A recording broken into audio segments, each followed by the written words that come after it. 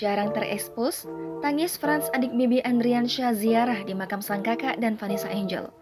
Berbeda dengan Fuji dan Fadly yang lebih sering muncul di media terkait meninggalnya Bibi Andriansyah dan Vanessa Angel sejak 4 November 2021 lalu.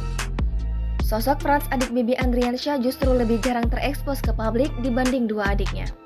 Franz merupakan adik Bibi, kakak dari Fadly dan Fuji. Ia dikenal bukan hanya sekadar adik bagi Bibi dan Vanessa Angel. Franz disebut sebagai orang kepercayaan Bibi dan Vanessa Angel terlebih mengenai bisnis. Kendati jarang muncul di publik, Franz merupakan sosok yang paling sibuk mengurusi semuanya setelah kepergian Bibi dan Vanessa Angel.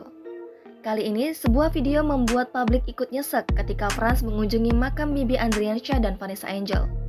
Dilansir dari Instagram rumpi_gosip, tangis Franz tumpah di hadapan makam Bibi dan Vanessa Angel Senin 20 Desember 2021. Warganet pun beramai memberikan beragam tanggapan atas sosok Franz.